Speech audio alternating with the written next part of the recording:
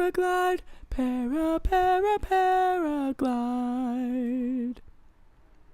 I'm just waiting for Holden to put down his Switch so we can start recording this podcast. I'm not playing the Switch. You're not. Okay, put down a Switch. Everybody, welcome to Split Screen Gaming Podcast. Give him the rigmarole. Hey, all you people. You're listening to Split Screen Gaming Podcast, the occasional weekly podcast where three lifelong friends correspond about video games. I'm Holden DePardo. I'm Chad Michael Innes. And joining us today is going to be Jeff Goldblum. Oh, shit. No, I forgot to tell you Jeff Goldblum is not coming today. Oh, he's not coming today? Yeah, they got some more Nintendo Switch in stock at Target. He's like 604th in line. Oh, lucky him. I hope he gets one. Yeah, good luck finding a Target in a place where the population where 604 people can hang out at one Target. That's crazy. Also, like, he would go on his own. Jeff Goldblum, are you waiting for a Nintendo Switch? I'm not Jeff Goldblum.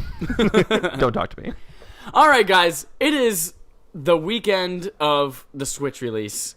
So if you are not a Nintendo fan, you don't like Switch, you don't like Zelda, or kind of small little group, we're going to also talk about Horizon Zero Dawn today. If you're not a fan of one of those things, you should probably just get the fuck out, because that's what we're talking about today. We're going to have we're going to do our regular news stuff in the beginning. We're going to have three topics. Nintendo Switch, right off the bat. Legend of Zelda, Breath of the Wild. Oh my god, so breathy. Breath of the Wild. And then we're going to round it out with a little bit of Horizon Zero Dawn after we get all that Nintendo talk under our belts. That's a burp. Right after evacuating my bowels, I'm ready for News War, where we talk about all the news from the week. Whoever has the most amount of news stories unique to that person wins. The other one loses.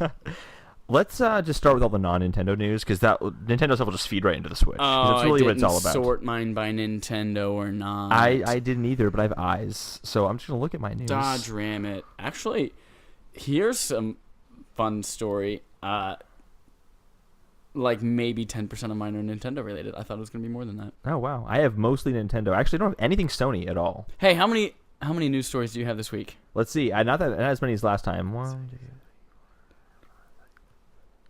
Whoa! 9. I have 9. 16. 16. Whoa! Wow. The tables have turned. Where's the clicker? Okay. So I'm probably gonna win. In fact, I don't think there's a scenario where I could lose in this one. No, there's not. I mean, I'd have to have every single one of your stories. So I get to slap you this week. Yeah, you're gonna slap me this week. I slapped you last week, off audio though. I was respectful to our audience, and there's gonna be no violence on our show. Well, here's what we'll do then. I'll start with two stories. Okay. Number one. The BioShock movie, this one comes from IGN.com. BioShock movie was legitimately 8 weeks away from shooting before it got canned. Really? Yes. It must have been really bad. It was, so this was a Gore Verbinski directed adaptation. Gore Verbinski, the guy who did Pirates of the Caribbean, most recently did the not very well received awful movie Cure for Wellness. I literally thought for a second you said that he directed adaptation. I'm like, wow, that's a great movie. Adaptation, yes. Also a great movie. Nicolas Cage. Yeah, so he was basically talking about how the fact that, movies, they go through all sorts of different types of limbo before they actually end up getting made with all sorts of rights and things like that. But he said this one was particularly awful because it was 8 weeks before they started shooting. He says, it's one thing when your movie doesn't happen, but when you go literally 8 weeks before you start shooting, it's devastating. What happened? Just the rights? That was the only thing? That's all he said? I'm sure they're not going to say because they they didn't say in the article. Right now he says, I have no idea where it is now, who owns it, where it went, how much is against it. So I don't know. Maybe it might come back.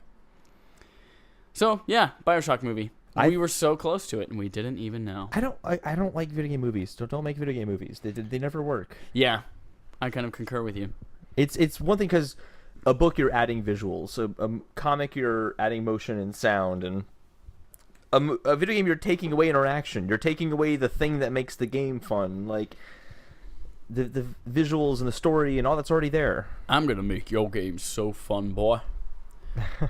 Story number 2 for me also comes from IGN.com. Yeah, you should just keep going because yeah, you got a lot more I'm stuff gonna than do me. 2. I said that. No, you didn't. I did. I said I'm gonna do 2 right off the bat. Well, and I'm said, busy. Oh my Chad. god, I would love to. Yeah, you're busy playing the Nintendo Switch. I'm Get not off of it. playing Nintendo Switch. Zelda. I'm playing Zelda. Okay. In your bra. I don't have a bra. Here we go. Number 2. Twitch to begin selling games. So this is an interesting one that everyone knows in America, of course, that Amazon bought Twitch. I believe it was early last year, right? Twitch now has the ability, if you are playing a game, there will be a button at the bottom of your profile that links directly to the game on Amazon, and if someone buys that game through that link, the person playing it gets a cut of that sale, which is pretty interesting. That is interesting. Yeah. Yeah. Fun little tidbit. All right, I did too. You're up. Go. I'm gonna do one just because I have less than you, and I thought this was interesting. I guess Phil Spencer was on some podcasts recently and was talking. Phil Spencer, the head of Xbox, and he had this to say, and I thought this was truly telling. He said, "It's going to be an interesting year for us because we don't have Gears and we don't have a Halo first-person shooter." I thought they were going to do a Halo first-person shooter, but they said there's no Halo 6 this year. When did Halo 5 come out? That was not this. 2015. Yeah, it was 2015 then. Yeah. Every 2 years is usually... It's a pretty good time for... Because you got to think there's another team working there on Halo. Unless it's just one team. There's like the Halo team. But I don't think that's the case. And what's... I guess that this is news to me because they don't have any games coming out this year, really. We talked about this last week, I think, with their games getting canceled and everything. They just announced they're not going to have a Halo. That's a big deal to me. Yeah. That was like, at E3 they'll do Scorpio, coupled with a new Halo game coming out, and bada bing, bada boom, they sell a bunch of Scorpios and Halos. Hey, hold tight real quick. I'm going to make one small adjustment to your microphone. Yeah. Okay. Was the gain too high? Oh my god, that's so much better. Yeah, I was noticing it sounded kind of poor. Yeah, we were peaking a little bit. I'm peaking. So, I thought that was noteworthy. Right now, he says that they only have Crackdown 3, State of Decay 2, Sea of Thieves, and then, quote, maybe there are some things that we haven't talked about yet. You know what game looks boring as trash? What? Sea of Thieves. Yeah, the concept's really cool, but you could say that about any game. So, I guess I'll pick right back up on that. Xbox boss explains why there was never an Xbox portable handheld. Oh, I do want to know about this. Yeah. So this was actually just a tweet from Phil Spencer. And it was in response to a person who tweeted him asking why there was never one. And his response was, our view is that phones would take almost all of the mobile gaming market mostly. Would almost all of the mobile gaming market mostly. Lots of qualifiers in there. Yeah. So that was on February 21st of 2017. That was interesting. Including the Nintendo Switch in there. With the Nintendo Switch... He also actually did say this week, too, that he would keep an eye on the Nintendo Switch and how it does. So maybe he'll see it does really well. Yeah. So this is, I guess, his justification why they never made one in the past is, mobile phones are going to become a big thing. They're not as big as everyone thought they were going to be for gaming. No. It's a different platform, different use case for games, everything. Yeah. Obviously, in a tweet in 140 characters, he did not explain, oh, man, we were wrong in that thought, and we should have made one. He didn't. They write a note and take a screenshot of it and post it to Twitter. Yeah. He do a long-winded spiel about it. So creative. Oh no, people do that on Twitter. I know. I see it all the time. Yeah. It's not creative. Okay. I thought you were trying to say it was creative. All right. So a new Star Wars game has been teased for Star Wars Celebration. Ooh, tease me, Holden. Tell me all about it. It's EA's game.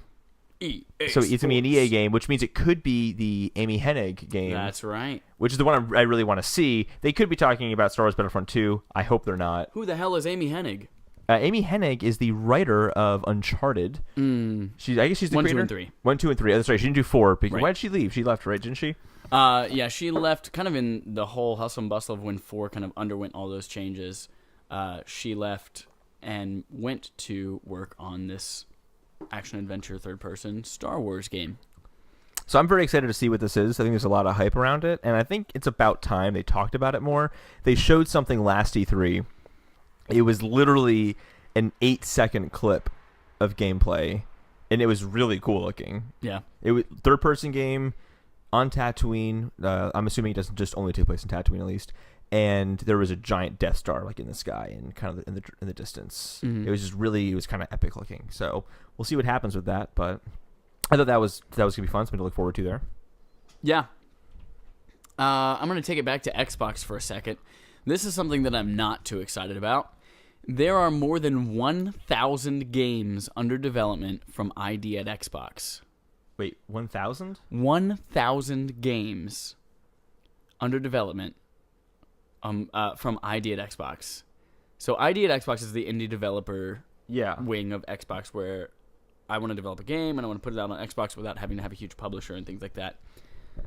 First of all, 1,000 games on any platform is absurd. Yes. Let alone that it's like 1,000 games that are currently being worked on. To clarify, these are not indie developers working in their mom's basement or at home or something like that, sending their games to Microsoft to be on the platform exclusively. This is at Microsoft. No. What is the indie development thing? The ID at Xbox is the program that you enroll in order to publish your game without a huge publisher. So you do it, you self-publish basically using the ID at Xbox. That's a lot. Yeah. And that kind of like, this is a whole other topic for another day, but it's kind of the dilution of these digital game fronts, like the iOS App Store and the PSN and Xbox Live, like, and Steam, like all of these storefronts where it's now, there's so much stuff on there, so much of it is trash that it's hard to find what's good. Well, Steam is having that issue right now. I think like it used to be there was only like 100 or so games added each year. Now it's like, I think 40% of all of Steam was added last year, or something like that. I don't know the actual number, but it's insane. It's insane. So who knows? Of course, of these 1,000 games, not all of them are actually going to finish or come to fruition or end up being published on Xbox. But that is insane that there are 1,000 games currently in development. Those are just indie games, not kind of. I guess to put that in perspective, game systems don't usually have that many games. Right. Period. Yeah, a game library for a console is usually way shy of 1,000 games. Yeah. That's going to start changing, though. That's just the way things are heading. Yeah. That's, I guess, unfortunate. Amy heading for a different direction. See that transition there? Ooh. You're up. That was terrible. Oh, I thought you were about to say another story about her. I'm like, ooh, No, what is I this other wish I had a story? You story should have about done her, that then story I could have after justified what I just did. So this is Borderlands 3 by Gearbox. Love me some Borderlands. It's coming out eventually. They said Borderlands 2 is coming out eventually, but they showed a tech demo at GDC showing off some of their new kind of, I guess, is their new engine they're working on for the game. Did you watch it? I did not watch it. I saw a screenshot and I read a headline. So that's how America works, and that's how I work. I read a headline and that's it. So, are you trying to avoid spoilers on this, or? No, I'm not. Okay. You should watch it because it's basically just there's nothing story related at all. It's literally just like, look at this ball, look at what we can do with this ball. It looks like it's made of water now. It looks like it's solid. Look at the light reflect off of it. And one thing they talked about in particular was how they're going to take that Borderlands style, that very cartoon kind of like very bold lines over everything. The cell shaded. How they're going to, I guess cartoon is the wrong word. Cell shaded is better, yeah. Cartoons. It looks really impressive. Do you remember Dexter's Laboratory? Very vaguely, yes. Oh my gosh, Dexter's Laboratory was so cool. I didn't watch like Cartoon Network, Nickelodeon, Disney as a kid. M for monkey. Oh gosh. Okay, sorry. I don't remember any of that stuff. Sorry, we'll continue. Tangent. So yeah, I guess they did a tech demo. They showed it off. Yeah. Is out of nowhere? No one knew this was coming. Everyone knew they were working on Borderlands 3. Well, no, but nobody knew that this was going to be revealed. Yeah. I think they had already said they were making Borderlands 3, or was heavily assumed they were going to. Yeah. Well, they posted a job listing like a year and a half ago looking for Borderlands 3 people. That's a way to announce a game. Yeah. Cool. I'm next. This one is close to my heart. Farpoint and the PlayStation VR aim controller launch on May 16th. So if you're one of those lucky almost 1 million owners of a PlayStation VR, if you have not heard of Farpoint, I would definitely recommend watching a trailer of it. It is a fantastic looking game. It's a first-person shooter taking place in space, which is awesome, on different planets.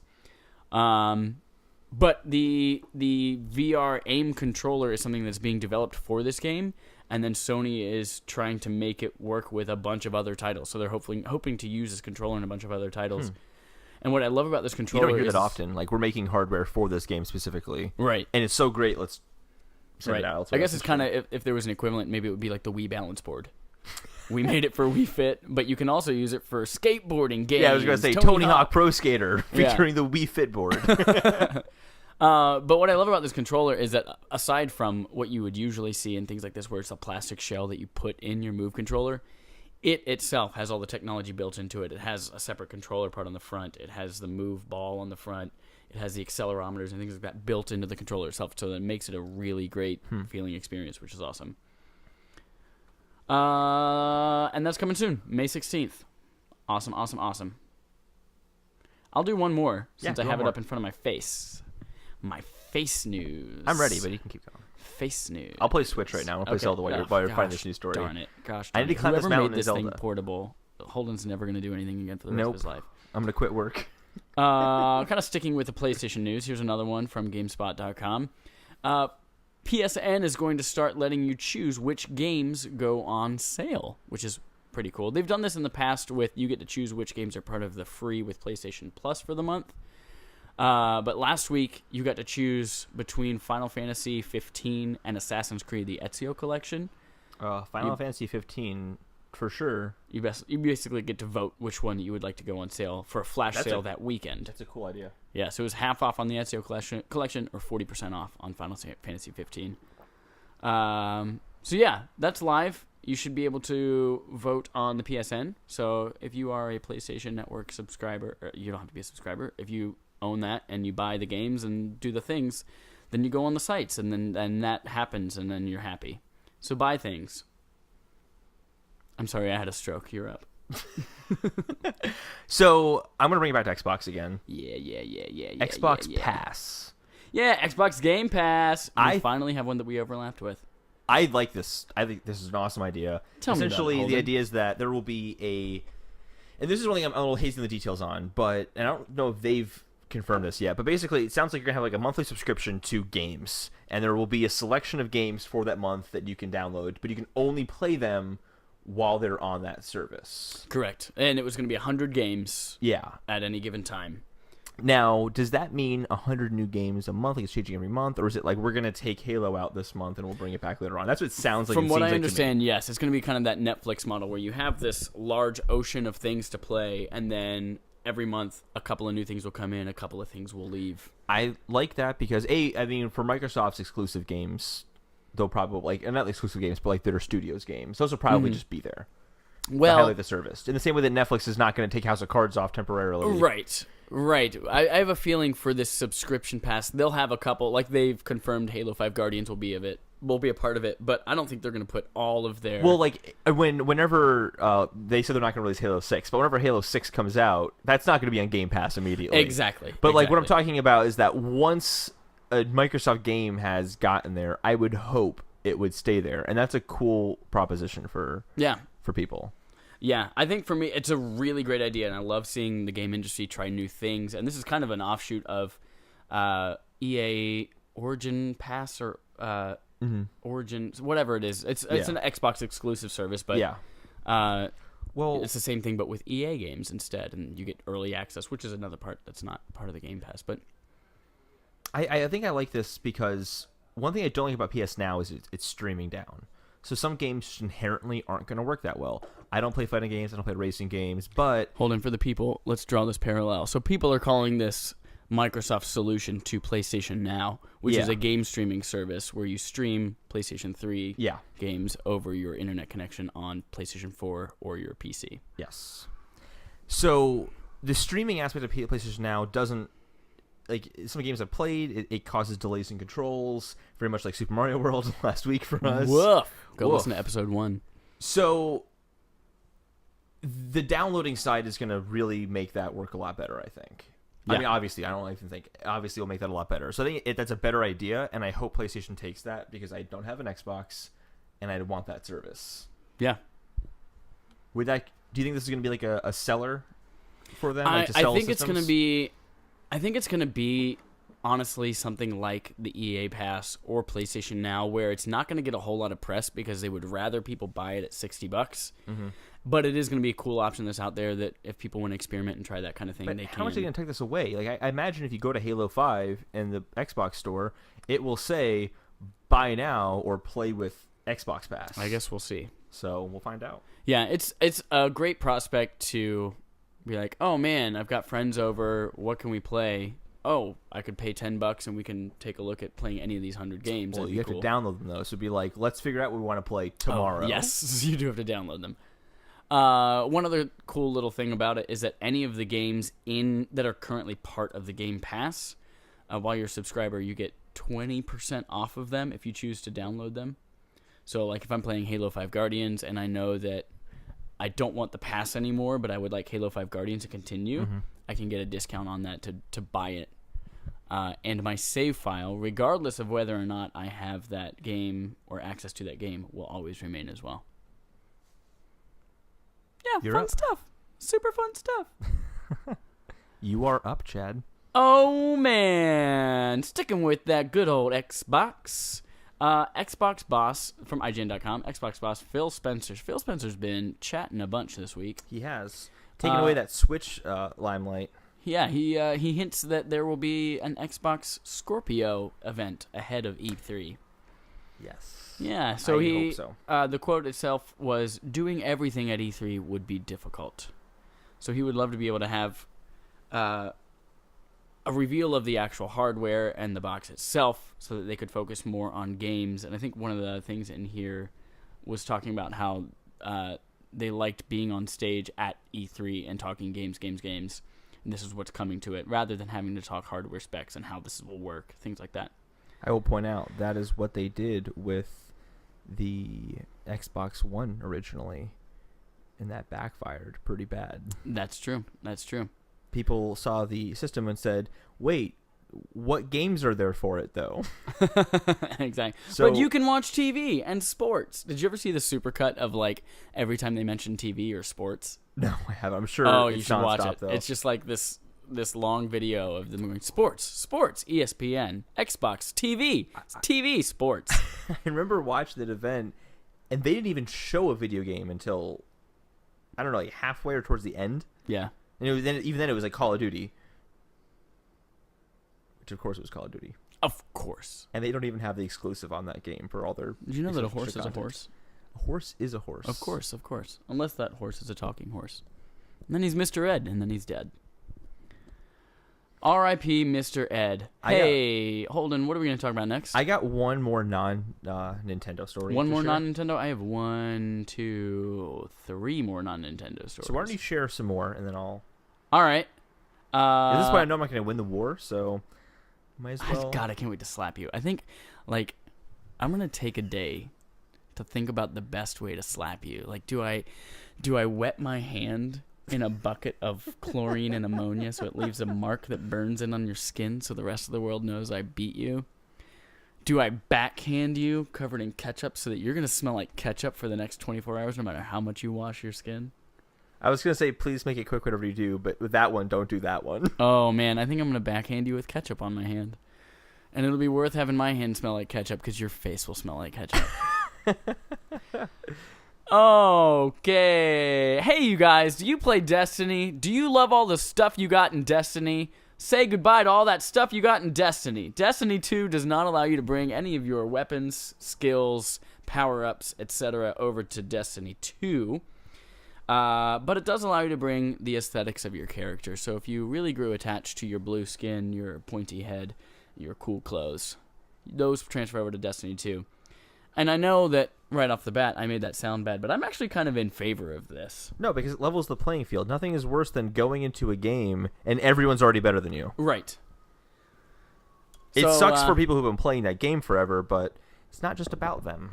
Yeah, so it allows It's you about to... making more money. Yeah, I like it. It levels the playing field, and this is also... You have to... Oh, yeah, you guys hear that? Hold on, I'm going to pour this into the microphone. Oh, God, your mouth gets really dry when you podcast and you talk. This all night. podcast brought to you by water. Brought to you by Aguas Frescas, La República Dominicana, Asunción, Paraguay, Escuela Mañana. I dabbled in college in Spanish, so I'm just gonna drink this really quickly on air. Oh, okay. What were we even Destiny 2. talking about We were again? talking That was about so Destiny 2. distracting. Okay. You get to bring all this stuff over if you finished the main Destiny thing. Nobody knows what the story was, so I don't remember the boss or the end of that story. You did the first thing at the end of the goddamn game, where you beat something in a black garden. As long as you did the black garden and you got to level 20, you get to bring your guardian over. But again, leaving all your weapons and stuff behind. But That works for me. Oh my god, I ported my character over to Destiny 2. Don't worry, all your shit still works in Destiny 1. Dun, dun, dun. So if they're talking... So is that official? They announced that? Like Bungie did? Yes, that was an event from... they announced the last event that will take place as Destiny... the expansion in Destiny 1, and then talked about Destiny 2 coming. Yeah, it's for sure coming out this year, then. They're not going to say that. Oh, yeah, they've confirmed it multiple times. We have not seen anything, though. So, I mean, how many times did Nintendo confirm Zelda's coming out in 2015? Shut up. Nintendo's coming later. I will talk about Nintendo as much as I want, Chad. I'm going to do one more, then you're going to do one more, Mm-hmm. and I get to tell you that you're going to do one more because I'm the boss, because I get to slap you with ketchup. And then I'll do one more, and then we'll do some more. Here we go. Are you a fan of VR? Do you like hooking stuff up to really expensive PCs, but you want to spend less on your VR hat? Well, good news, because the Oculus Rift and Touch bundle gets a price cut. So it's a $200 So Oculus VR is the less expensive of the two PC options, Oculus and Vive. And it used to sell for $600 just for the hat, and then you had to buy the PC. And then the Touch controllers came out, and they were a lot more expensive as well. But now you can buy the Oculus Rift itself and the Touch controllers, which I have heard are just like stellar. The controllers are like the absolute really perfect way to play VR. For $598 US. So about the same price? Exactly. Yeah, for the same price you used to buy the hat, now you get the hat and the sticks. That's how it should be, though. Yeah. Why would you buy them separately? They kind of belong together. Yeah. Also, the standalone controllers are now just $99 as well, compared to what they used to be, which 200 question mark? I assume so. I don't know. Wow, Assume si on Paraguay. Controllers. So yeah, that's really exciting. I'm glad that makes VR a little bit more accessible to those people who are PC gamers, who have oodles of dinero. Gosh, I'm so good at Spanish. The next episode will actually be entirely in Spanish on Chad's end. I will Hola, still be Telemundo SplitScreen. Is it my turn? Yeah. All right. It's your turn. I thought this was interesting. Tell me about it. No Man's Sky developer Hello Games. Oh, yeah. They announced something called Hello Labs, which is where they're going to help fund experimental indie projects. You're going to have to talk in your microphone and say that again. From where should I be? Starting over again? Start at the word experimental. Oh, they're going to be working on experimental indie projects. I told you to start at the word experimental. Start at the word experimental. I know, I don't do that. I don't follow directions. You're not my boss. You said you're my boss. You're not my boss. Oh my god. Give me that Switch. Let me play some Zelda. I really want to see what Hello Games can do. I didn't hate No Man's Sky as much as most people did. I totally see its faults. Oh yeah, I forgot you liked that game. I did like that game. It did what I wanted it to do. I can fly from one planet to the other planet. It was great. That's all you wanted to do. You didn't want to explore these planets. You just wanted to fly from a planet to a planet. Pretty much, actually. I'd rather do that. No, that game was a game. And they are helping other games who want to make games similar to their games with procedurally generated stuff. I want to give No Man's Sky credit for, and actually they won the Innovation Award at GDC, which is more news. I don't know if I just took that from you, but I'm taking that. That's mine. That was not mine. Well, good. Great, it's yours. I got one more soldier against your entire. It's like Helm's Deep, like the Orcs versus everyone else, and Chad won. He's the Orcs 10,000. Yep. Actually, no. You obviously did not watch the Battle of Helm's Deep. Well. To clarify, they only won because Gandalf and some other people came in to save the day. If it was just the Orcs there and the humans, Excuse me, you're taking away credit from that beautiful woman that killed that Nazgul. That was in the third movie. Oh, you're right. That was Gondor, wasn't it? So were you just giving me crap earlier for not knowing? What the hell is your video game news? Go. So no, I guess my point I'm making with the Innovation Award that they got, it was a interesting game in what it was able to do on a back end way, not from a gameplay experience way, but like the world they were able to create, even though it was pretty barren, was vast, and the way it was procedurally generated means I was always seeing different things all the time, depending on how much I traveled between different planets. But if you were on one planet, it was pretty much that the entire time. Yeah. So I want to see what kind of projects they fund, because it'll probably be unique things like that might trickle into other games later on. Yeah, I think specifically that seems they like the said goal. that the grants and the things that they're funding are going to be for games that use procedurally generated material, like they had in their space galaxy universe area, or they do take risks similar to that. Yes. So I'm always up for more risk taking and seeing what Me too. some independent minds can do. So I'm all for that. And that is the last of my non-Nintendo stories. I have more stories, but that's the last of my non-Nintendo. I got one more non-Nintendo. This one I really, really love. Nonprofit group The Video Game History Foundation today launched a crowdfunding, and by today I mean whenever this article was written, February 27th, launched a crowdfunding campaign to help support its overarching goal to preserve the history of the video game industry. As detailed on its Patreon page, it explains that it's dedicated to figuring out how to save as much video game history as we can and to make it accessible to everyone. Our goal is to make sure that storytellers have what they need to be able to tell the story of their video games, and we're already working through a tremendous backlog of incredible material. So this is headed up by some pretty awesome people. Frank Cifaldi, who worked on previous games such as Mega Man Legacy Collection. Basically, I really love the fact that this is taking old games, preserving them, kind of like we do in the Library of Congress with movies and things like that. Important things, lost things, and preserving them so that they aren't lost to time. We aren't, like, a system breaks down and we're no longer ever able to play that, or the code for this game gets lost and suddenly no one ever is able to remember this or go back and reference it for a historian's sake, things like that. So yeah, pretty cool nonprofit foundation. There are movies that no one will ever be able to see anymore because the film strip is gone. Pixels, because everyone burned every copy of that movie. It was terrible. That's right. So Adam Sandler, Kevin James, right? It was like the Pac-Man movie. Yeah, I don't think anyone's going to be upset about that one, though. So it's pretty awesome. That is good. All right, you guys, we're going to take a little transition here and work our way to Switch Town. So this is we're going to talk some Nintendo news. Most of it is Switch related, if not all of it. And we're just kind of rolling this into our next segment, which will just be a discussion about Nintendo Switch. To give you an idea, Holden got his Nintendo Switch on Freitag. That is European Spanish for Friday. And he's been playing it literally nonstop. It's unhealthy. You should see him right now. He looks absolutely horrid. And then I've had an experience today with the Switch for about 3-4 hours playing some Zelda. We played some snipper clips in a Chipotle. Follow us on Instagram to see that.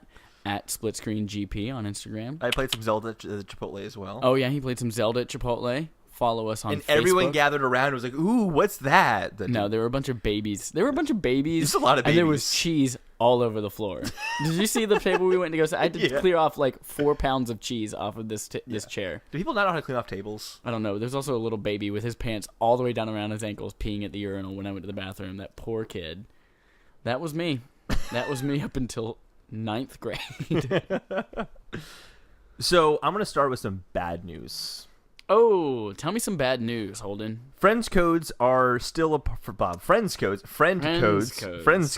Are you a friend? Do you like codes? Type in your numbers and get some friends too, because friend codes are still a thing here on Redeem Nintendo your Swatch. friends on Amazon.com. Would you like some swatches with some Nintendo-Bams? Nintendo-Bam Swatch on Go. Go get sales. Friend codes are returning with the Nintendo Switch.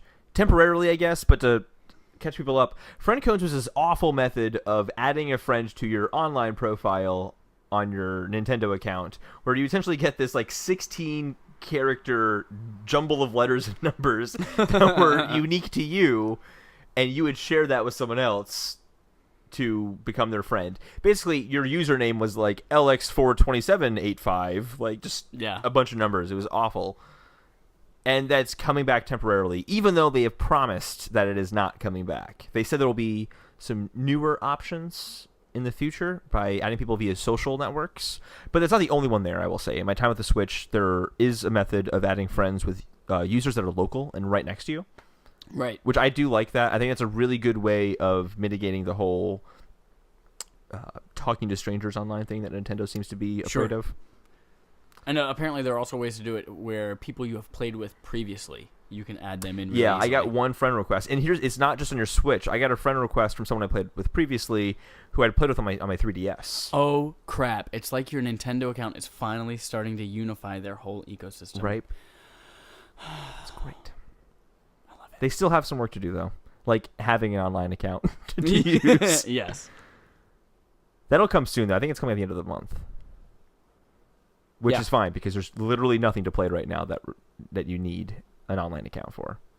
That's true, unless you're playing like Fast RMX. I take that back. Fast RMX. I would like some online play with. Or Bomberman. Don't forget the Bombers. I've never played Bomberman before. You've never played a Bomberman game? No. They're generally like it's not a complex game. You place some bombs, they explode in some ways, and you try not to get hurt by the bombs.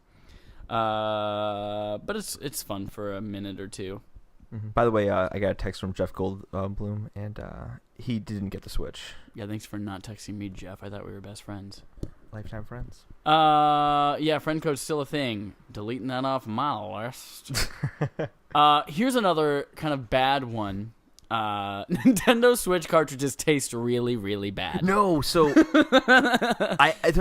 it! I was hoping to eat this on top of some garlic bread. I pulled an American, and I saw that headline, and I didn't read it. Yeah. And I thought to myself, it's so kids don't eat them. Mm-hmm.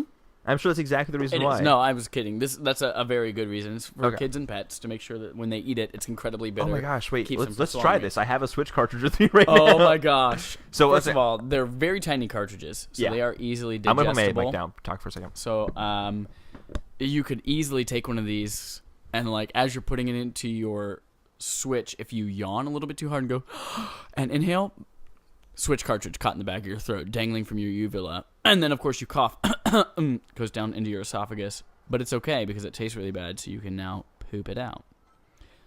Do you actually have a Switch? Oh, that's right. You always keep little little tick about Holden. All of his Nintendo systems, he buys one game for to keep in the slot because he doesn't like having an empty game card slot. This is true. He had one for his Nintendo 3DS. He has one for his Nintendo Switch. It goes further than that, though. It is always whatever Zelda game I get with the system. Oh. That's more specifically what it is. Do you also buy the Zelda game digitally? Oh, God, I can't wait for you to eat this. It tastes so bad. Oh, my God. Oh, man. Part of the story that I didn't get into yet is that taste will remain in your mouth for hours. Really? Regardless of what you eat.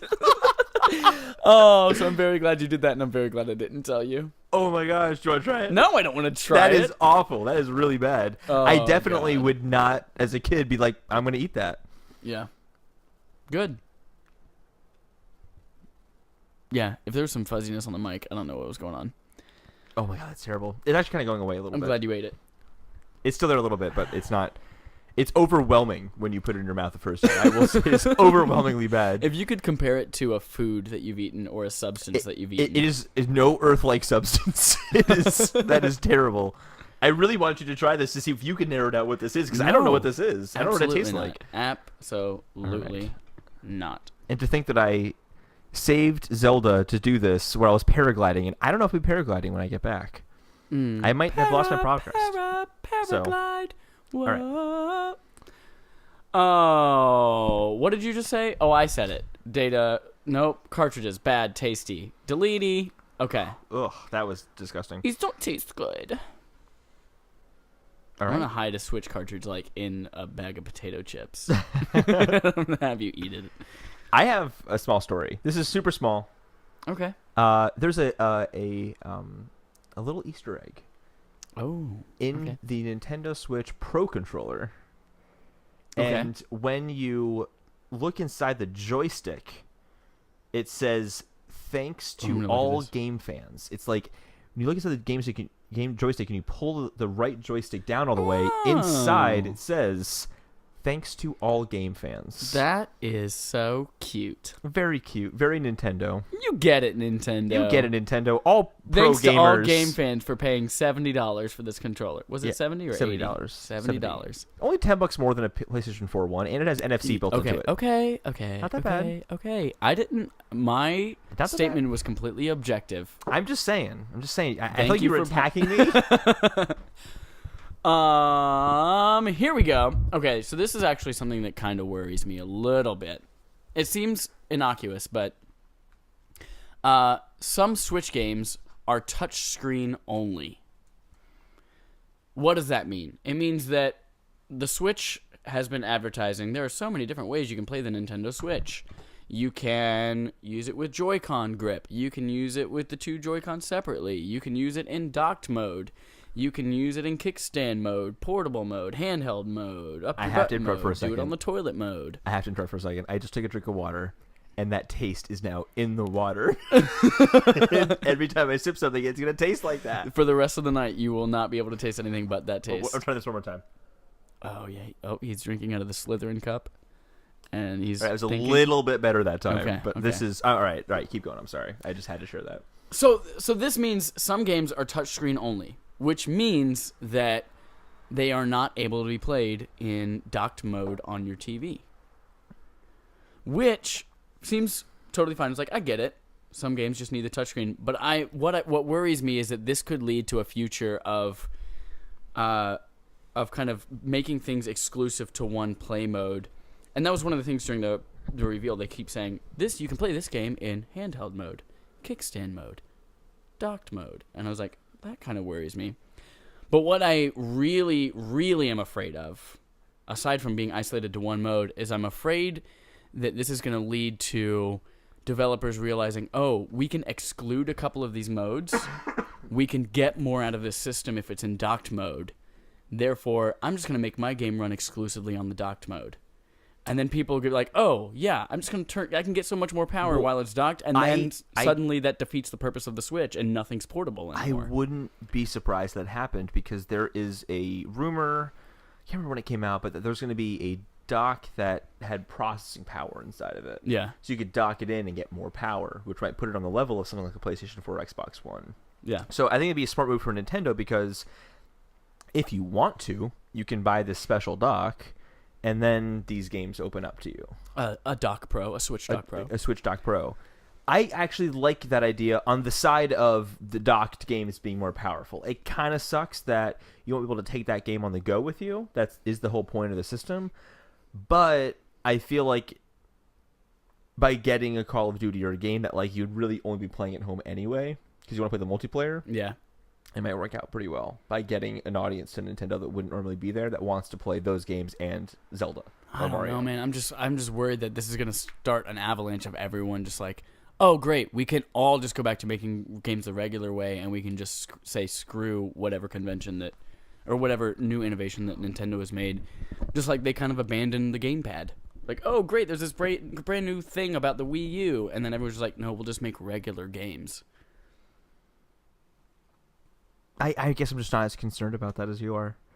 I don't think it won't happen. You're not worried about this whole thing like, oh, you can take your Switch on the go. That's the point of this system, is you can play it at home or on the go. And there are some games I wouldn't want to play on the go, though. Okay. Well, I'm personally worried about it, so... You don't even have a Switch. You can't talk about it. Shut your No mouth. more Nintendo stories from you. I did say I was going to get one sooner than I thought, which is like holiday this year, probably. I can't I wait just to need more get one. games. You're going to like it. I just need more games. Go, Holden. I know you have lots of Nintendo, goddamn, because you're a Nintendo succubus. I love Nintendo. So, I have... Whoop, let me go back to my list here, because I wasn't expecting you to call on me like that. Oh my gosh, I feel so welcome. Call on me! GameStop said that this was the strongest console launch in years, and they did not specify what years meant, but that is good news. Yeah. They said, and I'll read the quote to you, stores across the country last night were packed with customers who couldn't wait to get their hands on the brand new Nintendo Switch. We even had customers lining up as early as yesterday morning so they could be one of the lucky ones to score one of the additional units for our walk-in customers. This is one of the strongest and most successful gaming console launches for GameStop in the last several years. For those fans who are looking for the Nintendo Switch, don't worry, we're getting more, and we're pretty sure there will be a lot of gaming fans who pulled all-nighters last night playing their new Switch, and who also called into sick work today with Gamefluenza just to stay home and play even more. Gamefluenza. Yes, I think that it was definitely a very successful launch. Being on Reddit and stuff, and just seeing people talking about there, everywhere was swamped. And there's also just on Reddit all these posts of Target just got some. You got to go to Target. Yeah. There's definitely a heavy amount of interest in this. There was also a a retailer, I believe in the UK. I think they're just called Game or something like that. Oh, yeah. Yeah, it's just Game. Yeah, just Game. And they said that this was had a bigger, more pre-orders than the PS4 sold in the first day or something like that. Dang. So that's a really, really positive, good thing for Nintendo. Yeah. Because ultimately, to your point of the developers only developing for docked mode because the power is there, if there's this much interest in the Switch as this take-with-you console that you can also play at home, developers will recognize that and make games for that because there's money in that, because there's a lot of them out there. Yeah. So if this thing sells well, that won't be a problem. But if it doesn't sell well, then yeah, I think that docked mode issue would absolutely be a problem. I don't know. I think if it doesn't sell well, then people will be like, I don't even care about the powerful docked mode because no one's going to play it. Well, then Nintendo's will incentivize developers just to treat it like a Nintendo regular console, and like do the Pro Dock thing. They might just bundle with Switches going in the future or something like that. Like who knows what they could do. Yeah. So, but I think that this selling well means that will hopefully developers will adhere to the concept of the Switch. Great news though. And around. yeah, best-selling console launch in years, which means that it has sold better than the PlayStation 4 Pro did at launch. Yeah. Isn't that crazy? That is crazy. Yeah, actually, that's not a bad sign. Middleman interstitial Now, launch. do they count the PlayStation VR? Oh, I'm sure. They only had like 300,000 available at launch. That's true. Like, they literally can't sell. Like, they can't make it. 300,000 I don't think would be terrible, though, if they didn't, for an opening weekend. Or in pre-orders. I have a feel. Something in my brain says PlayStation 4 sold 1 million consoles on its first weekend or first day. First day, like that, yeah, first day. Which means that obviously the Switch just outsold that according to your story. Yes. Hot. Too hot to I'm try. saying that even 300,000 wouldn't be bad, is what I'm saying. But yeah, I think they went over 1 million. I think they honestly hit 2 million because based on woman's intuition. No, based on their just supply chain rumors of how many they were making. And if they sold out completely, and the rumor mill is that there was 2 million of these things being made. Yeah. Great. My last story that I'm going to go into is a bit of a downer, and it is that currently save data on Nintendo Switch cannot be migrated from the Switch itself. So that means that I enjoyed my time on your Switch today playing Zelda for a couple of hours, and if I said, dang, you know what? This daggone portable gaming machine is really great. I'm going to go buy my own and just move my save file over. There currently is not a way to do that. Yes. Now, this is obviously something that could be fixed pretty easily, I assume, with a software update. Yeah, it's literally just a file sitting on the Switch you can do anything with. Because there are so many other things that you could move other information, like the game itself, to a memory card or something like that. I assume save data you could do very similarly. So, yeah, it's just a little bit of a bummer that right off the bat, there's no way to do that. It is, I guess, but I don't know who would be using that this early on. I guess unless your Switch broke. I think there's a great example. Like, legitimately, if I wanted to go buy a Switch, I would have to replay all of that stuff. I couldn't use it. Or, if your Switch breaks or you play and you get a dud, that's one of the first ones out. I think we're forgetting, though, good luck getting a Switch now. Exactly. Switch is in short supply. Screw Switch. Terrible console. Terrible console. Can't 0 even out of get 10. It. Yeah. Can't even play the game, therefore it's a 0. Some people do have multiple consoles. So I guess like a cross save would have been nice, but I think that's a very small niche right now. Oh, I didn't even think about that. Like, what if you get a Switch for each of your kids? And then you're like playing one of them on the TV, and then you're like, man, I really love the progress I just made in Mario Kart. I want to take that over with me to my Switch and not my brother's Switch. Darn, you're out of luck. Dodge ram it. All right, Holden, let's wrap up with whatever Nintendo stories you have left, and then let's get on into our Switch impressions. My last Nintendo story is actually Zelda related, so I might just let's just talk about that. Switch impressions, Switch impressions. You guys remember sock 'em boppers? You can hit your friends and your family members without getting in trouble because it's a more fun fight. than yeah. There we go. Switch impressions. Holden, you've been playing it for 72 hours straight. Tell me about it. I'm gonna return it tomorrow. It's a waste of money. I think you're a liar. Tell me about it for real. It is This is my first console launch that I've gotten a system at launch for. Really? Yeah. Like a home console, at least. I got the Vita at launch. I don't really That's count that as surprising to me. I thought... I didn't play a lot of video games growing up. Like, I had, like, my game that, like, my mom would get me for Christmas I guess, occasionally. you did get a PS4. But PS4 was... Just. But so the Switch this is really exciting for me for that reason alone. Yeah. And it really... It lives up to it for me. I think one of the coolest moments was I was playing Zelda, and I'm like, oh, I should start thinking about going to bed, but I don't want to stop playing. I'm like, I don't have to stop playing. I can just bring my Switch in bed with me and then go to bed whenever I just fall asleep. Great little moment right there. Or we went to Chipotle today, and we're playing Snipper Clips and Zelda in the Chipotle, which is really nerdy and dorky. But fuck, it was fun. Yeah. It was fun. It was really kind of cool. You played it on the train. I played it on the train. He made Zelda soup on the train. I did. I was just cooking ingredients for my next adventure in Zelda. Including toenails. I did. I threw some toenails in there to make dubious food, which we will talk about later on. I don't have a lot of really big complaints about this. I mean, there are some things. There's not a whole lot of games right now. That's okay because I'm just playing Zelda. Right. I'm actually glad there's not a lot of games right now that would take me away from Zelda. Like, I'm glad I can just play Zelda on this. But overall in the system, it feels fantastic in your hand. It feels so good in portable mode. Yeah. Just carrying it around. I mean, Chad was saying it was feeling pretty premium. Yeah, I agree. Especially in handheld mode. When you have it, the Joy-Cons docked on the side of it, it feels like a premium product. It's got a nice weight to it.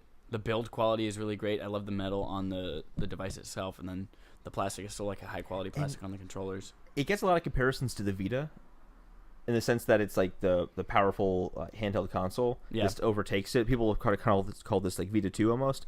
And I think it does things better than the Vita. The screen I actually like more than the Vita screen. Yeah. Just because it's a little bit bigger, which is nice. But also the Vita only had L and R. They didn't have R1 or R2. This is both. So I feel like this is a much more full featured from a control standpoint.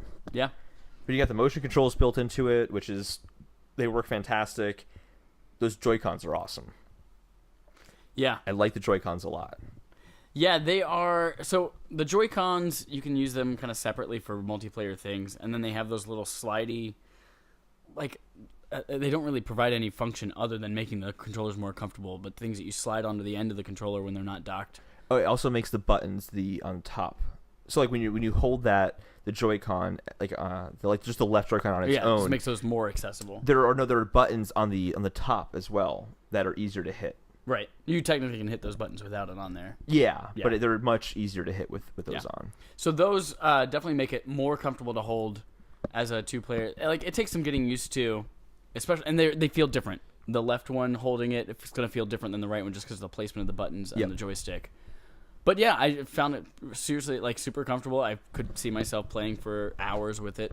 It is also it's super satisfying to take those Joy-Cons on and off. I'm gonna hear if you guys can hear the snap. Oh my gosh, it's so nerdy, so nerdy. It's so satisfying. Okay. So when you snap it in, it just a little, great little. To be clear, snap. He made that a lot more exaggerated than it normally is. Yeah, just so he could do that.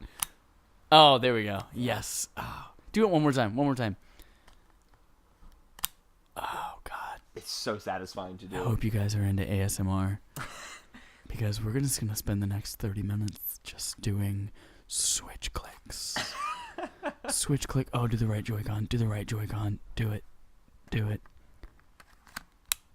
Oh, God. That literally does make me feel good, though, when I hear that noise. Right? It's so satisfying. So one of my favorite moments of loading a Switch. Oh, you just slid a click in without even putting in the microphone. Okay, sorry, we cheated you guys out of that. Later on, we'll do one later on. Yeah, just hold back, guys. Okay. So tell me more about what are some other methods? How do you find them? Your review of like Joy-Con grip. Yeah, so I actually enjoyed the Joy-Con grip. I purposely did not get a Pro controller yet because I wanted to give the Joy-Con grip a chance. It 100% works as a controller to the point where I don't feel the need to buy a Pro controller. Yeah, I feel it's definitely a capable control method. 100% capable. You could use it to control everything, and it feels like a controller. It doesn't really hold up to like the comfort and ergonomics of an Xbox One or a DualShock 4 It's controller. not supposed to, though. But it's supposed to be versatile. Yeah. It kind of like if you ever bought like a third-party controller for a PC or something like that, that's kind of what you all the buttons are there, and it feels pretty good in your hands. You can totally make it work for what you need to do with it. So, one thing that's a little weird about it, though, is that, and I've heard of this elsewhere, is that your hands kind of hit the back of the Joy-Cons as opposed to wrapping around the grip of the controller. Oh, okay. Whereas like a PS4, the little like little handles for your hand there. Yeah. It has one for the Joy-Con, but it's being obscured by the square face of the controller. Yeah, I have no idea what you're talking about. So when you slide the Joy-Cons in, because Yeah. they're really tall, right? And what does that sound like again? Your fingers hit the back of them when you're playing. They can't wrap around the handle of the controller all the way. Like Okay. the grip of the controller all the way. So it kind of hits the back, and it's kind of odd sometimes when you're playing and you want to kind of get a tighter grip, and you just hit the back of the Joy-Con grip. Okay. The only bad side about the Joy-Con grip is that there's a charging version of it you can buy. Yes. But that doesn't come in the box. Nope. You get a non-charging version. Luckily, the batteries last a good, 20 hours, apparently, on the Joy-Cons. I think that's right? It's not been an issue so far. Okay. And they charge whenever it's in the dock I've and handheld probably mode, been right? playing 24 hours straight. Do they That's a big charge problem. in handheld mode from the... I They assume do. Not. They do. So, So they draw life from the Switch itself. in while it's portable mode. No, not in portable mode. Actually, no, they do. Yeah, because I was playing in portable mode with Zelda, and then when I docked it back to play on the TV again, they were just charged Although up. I guess if there's They a were more direct charged. connection, there's no reason for them to be using battery power anyway. Yeah. Cool. Anything else you want to say about the hardware of the Switch? What about docking it? Does that feel really good? I know you just love sliding it in that dock. That big slippery dock. Every part of it is satisfying on a hardware perspective, like moving the parts around. It feels like it's like that scene in a movie where the guy's taking apart a gun, and there's like click, click, click. And it's like, I was like, You know, that's actually... That's kind of exactly what it's like. It's like every piece slides and fits so perfectly. yeah, Yeah. it's really well engineered. Yeah. It's easily one of my favorite Nintendo consoles in the sense that this way it feels, the aesthetic of the console, the satisfaction of playing with it. Yeah. Not like a game with it, but playing with it itself. Like I just sat there before I turned it on for the first time and just like slid Joy-Cons in and out. Holden, all the kids are talking about how much battery life is like, oh my god, it's only like 3 hours and I'm a little bitch. Tell me about it. Battery life, go. It only gets 3 hours. Oh my gosh, that's totally enough though. It is totally enough. I have not been in a scenario where it's been a problem, mostly because I've been at home, but I can't imagine a day where I'm commuting back and forth to work. I'm playing this on my lunch. That's about 3 hours. Also, like, everyone played Pokemon Go a year ago. You still have those battery packs around, and those can charge this thing. No, they can't. A lot of them can. No, they cannot. No? No, they can't. So the Switch drains faster than those things can charge the device. So it will just, if anything, slow down the drain. Well, there you go. It'll slow it down from draining. So you'll get a good 6 hours. Razer, the company who makes the Razer Blade, the gaming laptops. Yeah. They have a larger battery pack So coming get a out battery pack. that will Throw charge it in your this. bag. I mean, you're not going to be able to put this thing in your pockets. You're going to have to carry on a bag anyway. Just throw the battery in your bag as well. I Stop think being a little bitch. The real test of the battery life is going to be later on in the month. I'm flying to Texas, which is about a 3-hour flight. Yeah. And you got 3 hours playing Zelda. And not just Playing in a huge open world, awesome Zelda Not game. just like a handheld version of Zelda where it's top down, graphics are like crummier. This is the console game you're playing at home. Yeah. I mean, apart from talking about Zelda, but like I've always wanted a Zelda game to be a real Zelda game on the handheld. That's kind of always been my dream. Every time I played the 2D ones, I'm like, oh, this is really cool. I kind of want a 3D world to explore right now because that's where I started. Yeah. Even though I love the 2D games, there's nothing wrong with them, but I've always kind of wanted that full experience on the go. I literally have the same game I'm playing with me on the go. The same Zelda game. Yep.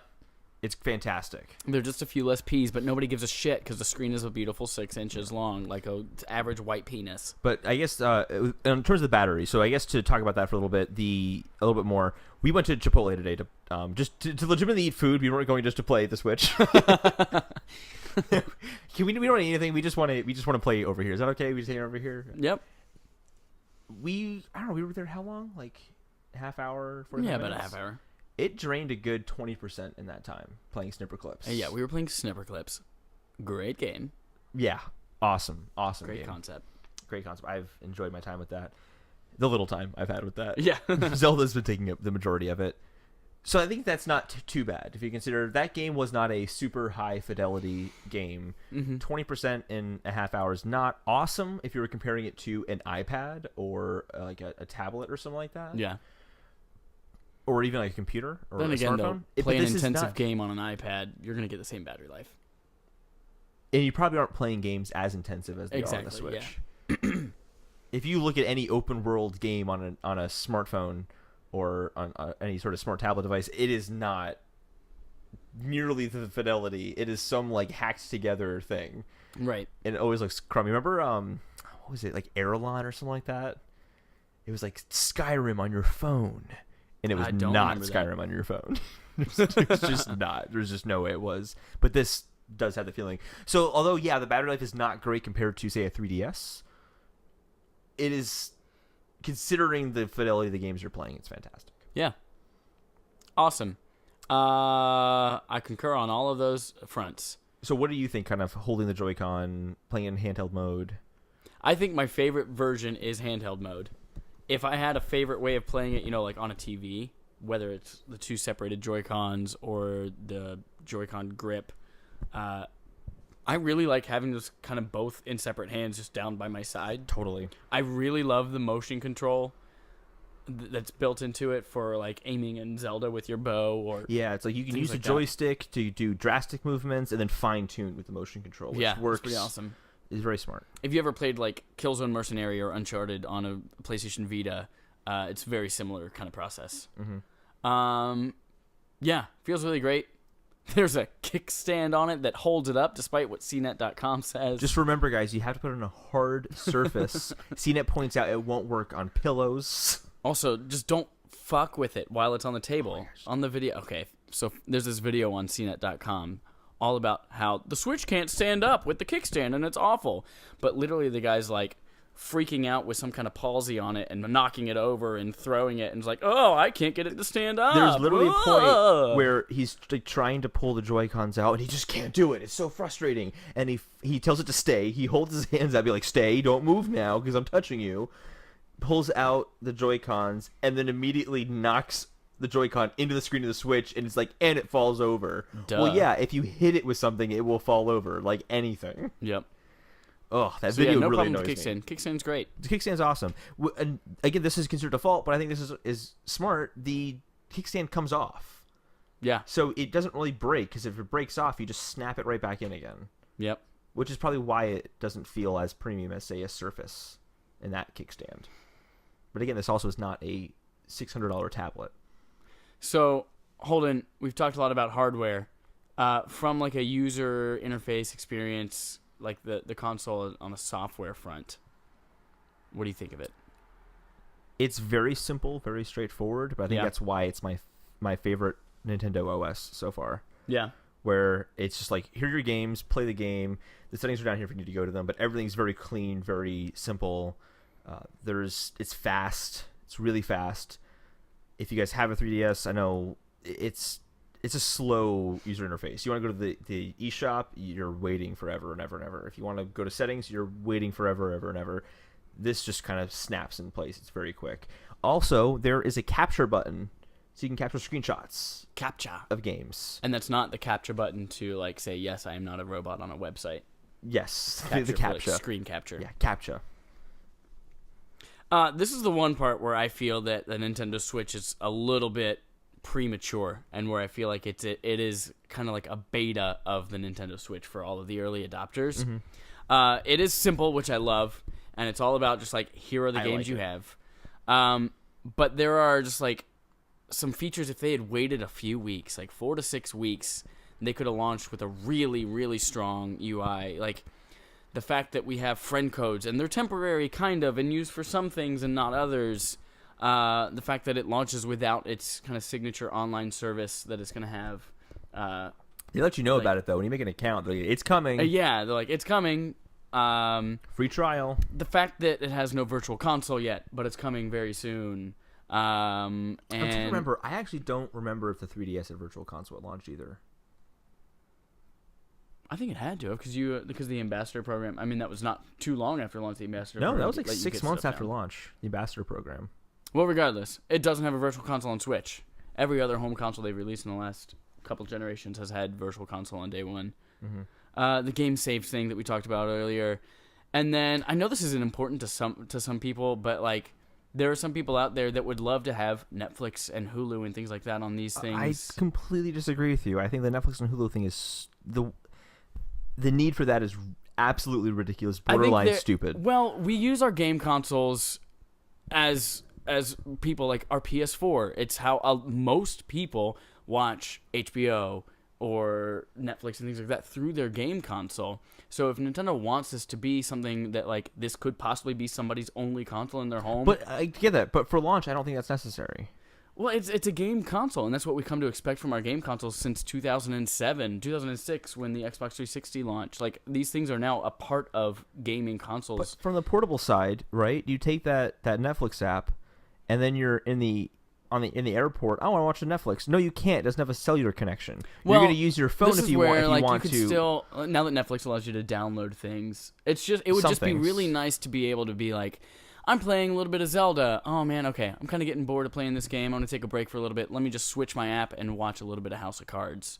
Whereas, rather than, I have to bring out the second device now. So let me play this out for you. Because I see where you're coming from. But going back to the whole battery life thing. Yeah. It's not super great. I'm going to want to save that battery for Zelda, not so I can watch House of Cards because I'm bored with House of Cards. I'll go to my phone's battery for that. Sure. Yeah. For you, it might not be the right solution. But who would be... I just don't know the person who doesn't have a smartphone nowadays. You know what I mean? There's for the kids to be able to watch their cartoons and things like that. The kids are going to grab their mom's phone. Mom's not going to have all of these. Mom doesn't want to have all of these on their phone. You have many parents who are like, I want to buy my kids these devices so that I don't have to give them my phone anymore. My brothers are 10 and 4 years old from personal experience. Yeah. The parents will say, yeah, I don't want this stuff on my phone, but I'd rather not listen to my kid complain about not having this stuff on my phone. So we'll just put that stuff on my phone. Right. But if they had their own device with that stuff on it, they wouldn't have to go for Mom's phone. I guess what I'm pointing out is that I don't see from a Nintendo's perspective where the haste is on this. I just think that it doesn't need to come right now. It's a feature that, like, every single thing you have with the screen has this on it. Why doesn't the Nintendo Switch have it? So, because we were talking about this earlier, that we feel that, and I agree, that the Switch felt like it was launched early. It was as early as possible and as late as Zelda could be released. Is how I like to think about it. So yeah, I'm sure that Zelda's launch probably had a lot to do with this coming out earlier. So they kind of had to ask themselves, okay, what's really important? What we want to make sure this is a good experience for people. Where are we going to put the time into? Exactly. And the money into. And I feel what can we do to rush it out the door? What do we need to get done first? And that's why I feel like they got everything that's essential and bare bones out there, but it's missing so many things that we've come to expect from the thing with the screen now. But also, it works because... And I think there's a fear on Nintendo's end where they said they really had to get this launch right because the Wii U launch was confusing. Yeah. And there's too much happening. This was a very simple message. You play your games at home and on the go. And that's all they need. That's all they wanted to think about, and we will hear about the rest later on. I have no fear that this stuff isn't there. So I think as a criticism of the system, I don't see it. As a criticism of the launch, yes. Yeah. But not of the system. Yeah, I just feel like it's something that we expect and is commonplace, and I feel like it's missing. I'm not missing it. I have an I know iPhone, you're not I have an missing it iPad, I have an Apple devices, TV, but I have not a everybody has PS4. 1,000 devices. No, I am everyone. Yeah, I'm just saying, it's something that we expect now, and it's not there. But that, along with friend codes, the online service, virtual console, the and friend game codes is a saves, much bigger deal. Yeah. That's a much bigger deal, I think, because that's just where archaic. I feel it's half-baked. That's ridiculous. I'm not worried about there not being Netflix and Hulu. It'll come. Right, and you know what? It's like, yeah, this is a launch, and these casual people aren't going to have their hands on it anyway because it's not even out yet. And probably by the time people are like, oh, my kid wants this and he's talking about it at school, I'm going to get it for him in 2 months for his birthday. By then it might even be out, so it might even be a non-issue. But yeah, I think it's worth mentioning that, yeah, these are some flaws that are there right off the bat. Some things that if they had waited a couple weeks, maybe they could have had it all and launched incredibly strong with all of these features. Yeah. So that's my review of the UI software side of it. I like the OS. Yeah. I like it. One thing I like a lot that I think is pretty unique to Nintendo in this case is that when you start to play a game, it then asks you, oh, what user do you want to play this game on? I like that a lot. That's really good. But Not rather as if than it matters, though. Well, because on my PlayStation, it'll be like, oh, I want to play this game right now. Oh, you need to log out of your user and switch to the other user. This makes more sense. Well, on the PlayStation, it's used for getting trophies and for save data, so you can take that with you in other places. But that could be true on the Switch.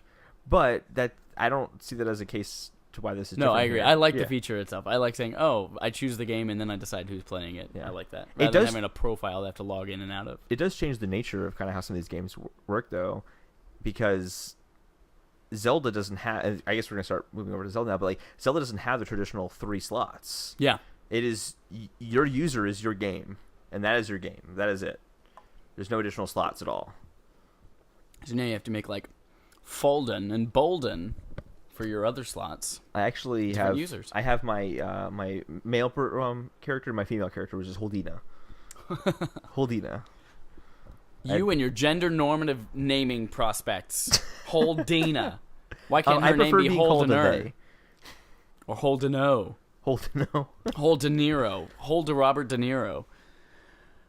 Oh, right. Let's transition to Zelda. Yeah. So I guess Switch, we both like it, but we know it's going to get better. Yeah. But it's great right now. Yeah, definitely worth it if you bought it. The potential is there. But Zelda. I just say this is... So if you bought the Nintendo Switch, you didn't buy the Nintendo Switch, you bought Zelda. Yeah, basically you bought Zelda. I already had a Wii U and I still wanted to get it for the Switch. This is the best Zelda game. This is also, I think, probably the best launch game ever released. Oh, you think it beats Mario 64? Yeah. What do you mean by launch game? Like, it happens to be the best game that's out first on launch, or it is the best at showcasing what's new about this system and this experience? Good qualification question. I like that. Best just quality game at launch. Okay. Not like best. It doesn't really utilize anything on the Switch other than it's Zelda you can take on the go. Okay. But it is really spectacular. I've been playing this game. This is where I'm going to get super passionate and really like just go for excited. It. I've been playing this this here game and play the Switch while you talk. No, I've been playing it probably 20 hours, like something insane. I've not stopped playing this game.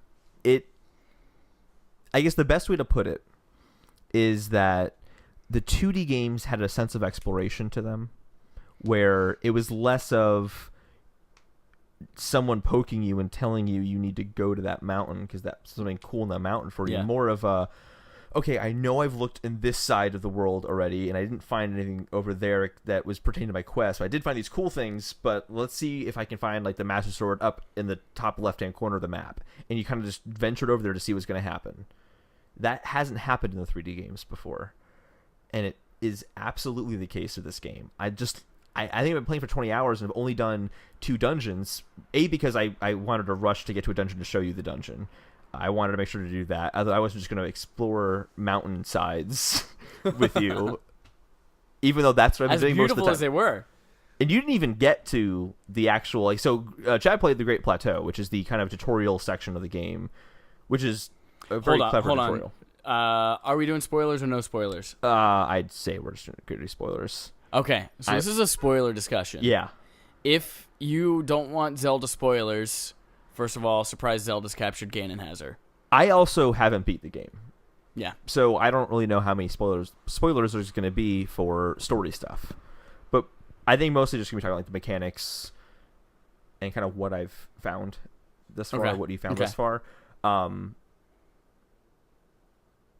Where was I before you interrupted me? You talked about me playing in the Great Plateau and not even seeing things. Oh yeah, so like I've just been getting sidetracked, and I'll be like, oh, the king has told me that I need to go find Impa, in Kakariko Village. So I start heading that direction. It's like, ooh, there's a tower, and I want to climb that tower. And you get to the tower, and you see a shrine out in the distance, and you're like, oh, I can paraglide out to that shrine, and I can do a puzzle right now. I'm going to go do that puzzle right now. And then you get down there, and you realize this is one of my favorite shrines, actually.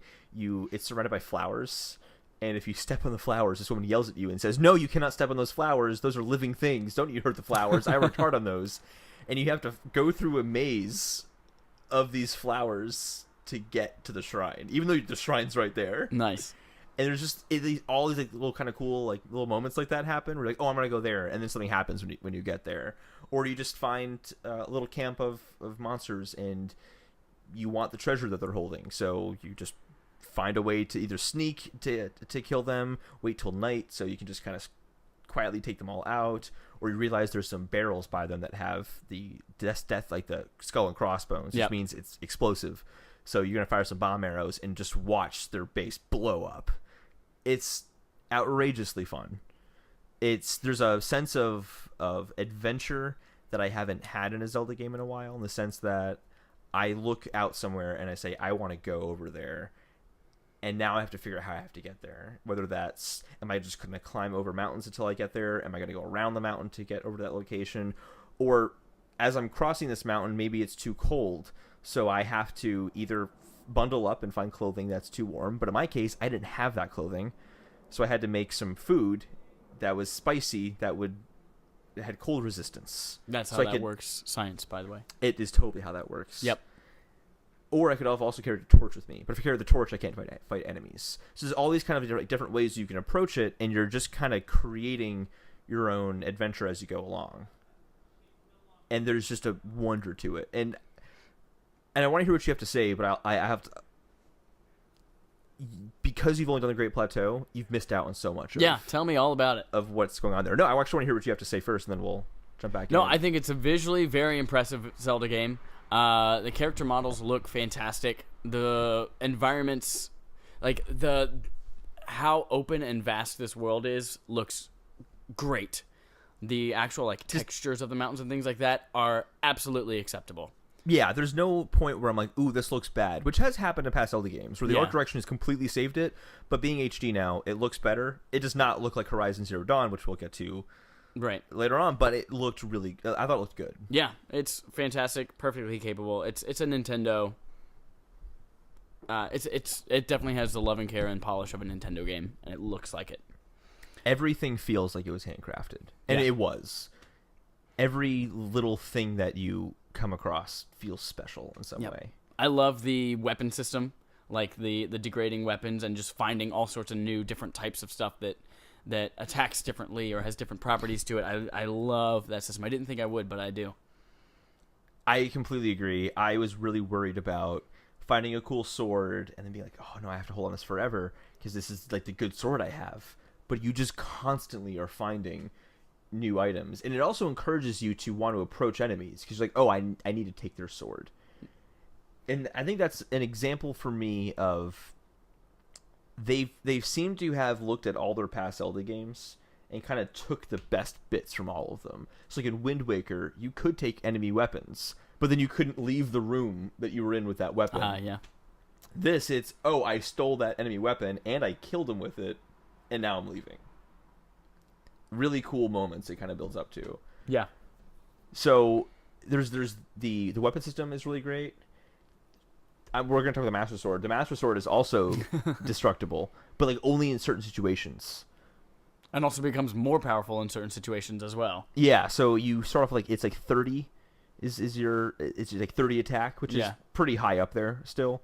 Like the most powerful sword just handheld sword I found at that point was like 26 or something like that.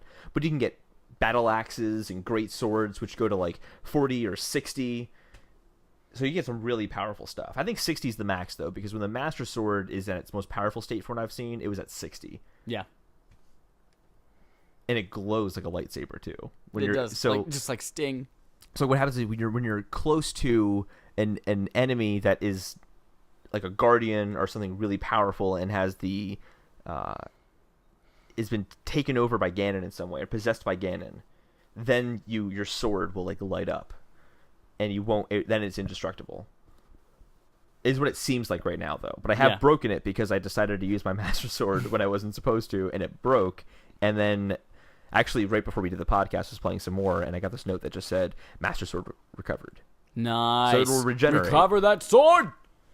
I have to say, though, the best part about this game are the shrines, which you got to do a few of them. Yeah, they're basically little, kind of small, tiny puzzle rooms. Little bite-sized littered puzzles all over it. So I was initially concerned when I heard there were only 4 dungeons in the game. These games typically have had at least 8, I would say, with Wind Waker and Majora's Mask being exceptions to that. I don't remember how many were in Skyward Sword, but I believe it was more than Wind Waker. The shrines fill that in completely. There's so many shrines. There are now more puzzles than there's ever been in a Zelda game before. And again, it encourages you to kind of keep exploring, because you look out in the distance and see the orange glow of a shrine. So you're like, I'm going there. Like, we're heading there right now. And you get there, and there's this cool little puzzle. But not all of them are puzzles, which is cool. So some of them you go into, and there's a big enemy you got to fight. Awesome. Or one of my favorite shrines I found so far is, I won't say where it is, but there is this giant maze, and you see it in the distance. And it's something that you can't get to by walking. You can only paraglide to this. And Paraglide! You paraglide in, and it's just this huge, gigantic maze you have to navigate, and there are guardians in there. So, like, you're kind of going through the maze, and then you're like, oh crap, there's a guardian. Guardians are these incredibly powerful enemies. They will take you out in one hit every time. And you have to, like, evade them while also figuring out how to navigate through this maze. And I got lost a lot of times, but there's so many great items and stuff that I had found in there. And then you get to the end of the shrine, and you just get, like, your spirit orb as a reward. It's, like, in the middle of the maze. And it was so cool. So some of them are, you have to figure out this obstacle in the real world. And then when you get in the shrine, it's just like, oh, by coming here, you have proven that you are worthy. Here is your spirit orb. Some of them you go in and it's just a puzzle. So that they differ. Yeah, I think that's a great solution to... some people were mentioning that, oh man, there's only 4 dungeons in the game. But no, these shrines are like, they're mini dungeons. They're definitely there to get you your puzzle or your difficulty fix. And the dungeons themselves, which you got the chance to see one. Yeah, I've played 2, are I think unique in this game. It is not like the temple you're going into or something like that. Like in the case of the one that Chad and I played together, it was this mechanical lizard beast climbing up the side of Death Mountain, and we had to attack it to weaken it to slow it down, and then we would go inside of it, and you're like rotating it around to like change the level to look. It was super, super cool. Yeah, and the sense of scale of these, like these giant, enormous things. They're like a camel or a lizard, and you are inside of it, and it is the dungeon, and then you are rotating the whole lizard over on its side in the middle of a volcano. In the camel one, it's just walking around the desert. So if you kind of go on the side of the camel, you're just like, oh, there's the Gerudo town right there. You just see it as you're walking by it. It's really special. Yeah. Those are some really cool moments. The boss that we fought together, I think, was easier than the one I fought before. Because the one I fought the first time in the camel, and maybe it was only because I had 5 hearts, but it was like 1-hit death each time. Like, really difficult. I clearly was not supposed to be there yet. This one, I had leveled up a lot, so he would hit me and I still have a lot of hearts left.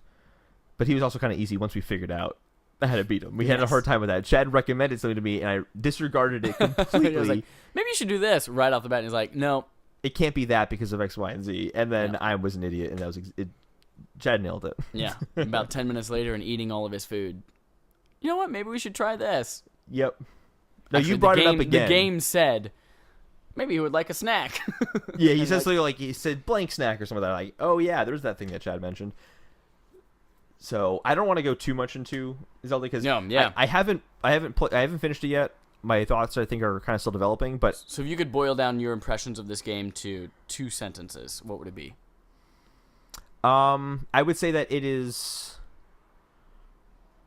best of both worlds between the 2D and 3D Zelda games, with the kind of action and combat and sense of scale in the 3D games that was impressive, coupled with the exploration and difficulty of the 2D games. Awesome. Do you like it? I absolutely love it. It is I can already tell you it's my favorite Zelda game. Awesome. And you'd have to do something really drastic to lose that. I just don't foresee it. Awesome. So that's Zelda Breath of the Wild, played on Nintendo Switch in both handheld and TV mode. So we have all the experiences. And we are running kind of long, so let's jump into our last topic today, talking about Horizon Zero Dawn on the PlayStation 4. That's Spanish for PlayStation. It will not be coming to the Nintendo Switch. Not coming to the Nintendo Switch.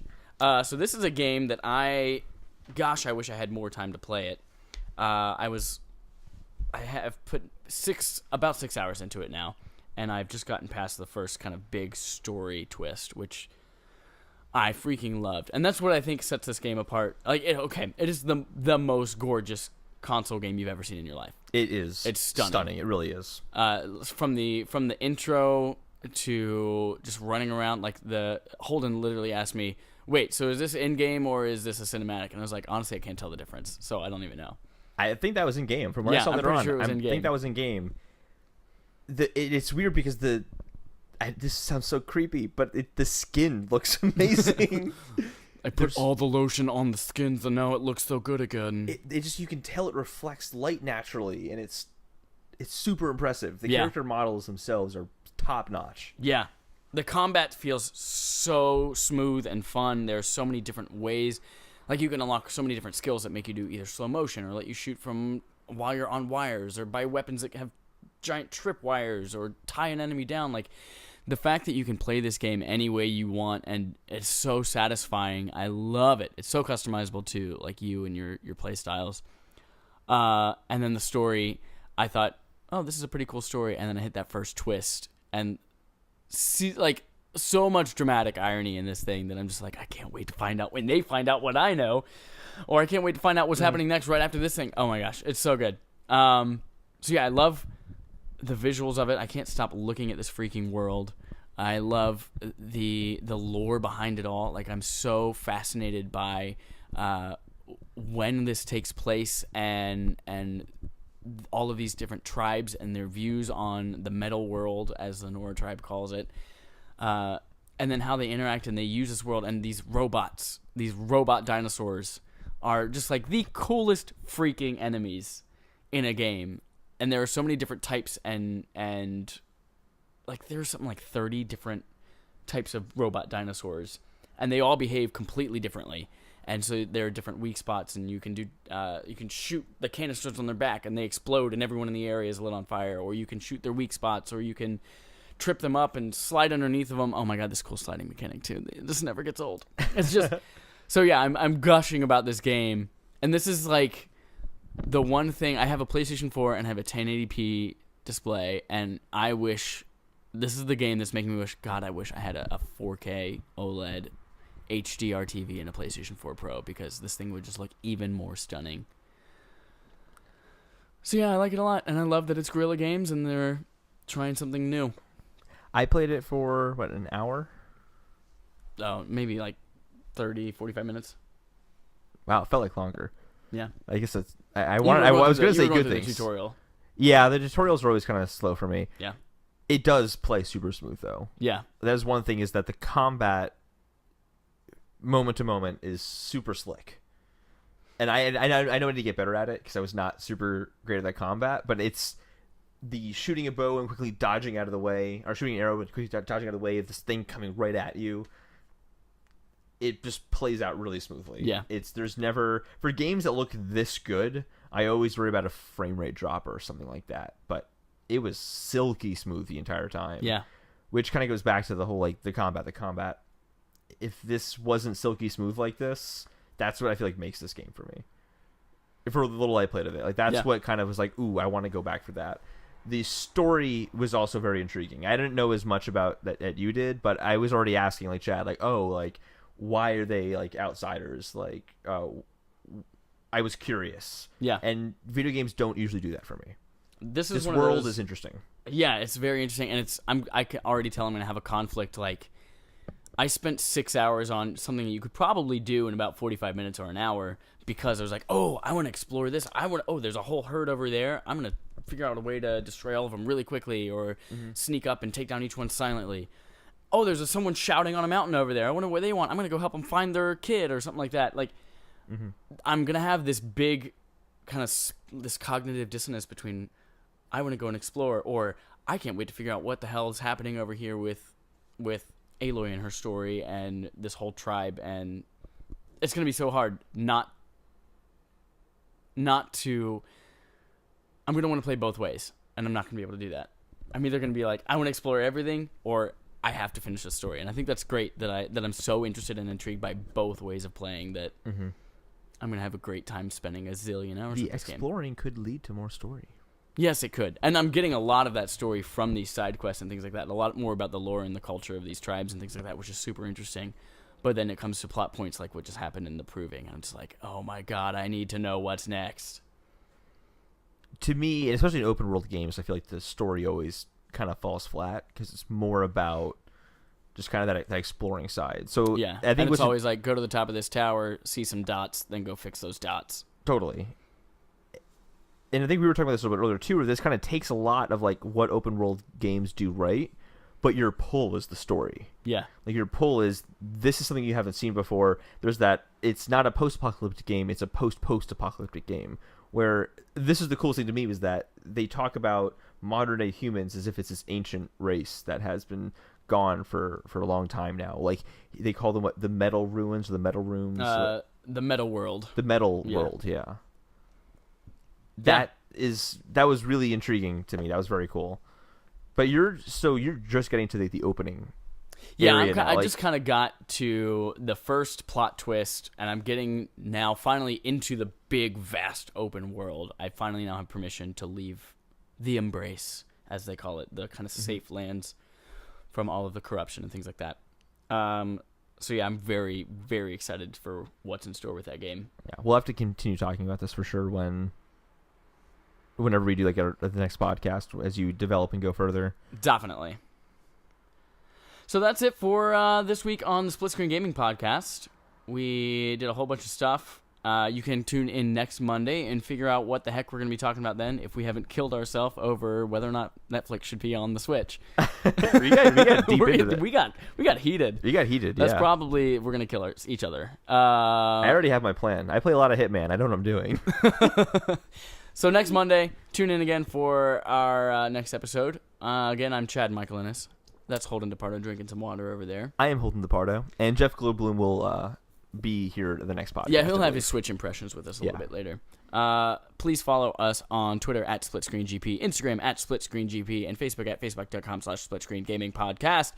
Email us at SplitScreenGamingPodcast@gmail.com if you have some cool feedback you want to give us, or if you think that we're just two sexy dudes who love to send you nudes. We won't send you nudes. I'm sorry I said that. But yeah, we'd love to hear your feedback. And also, I apologize for having 2 outros last week, and one of them that sounded like garbage, and then one of them sounded great. We had some battery issues with a microphone. Since been resolved. Yep. We put new batteries in it. We did. 9 volts. Does the trick every time. Very clever. Yeah. We'll see you next week, you sexy slocks.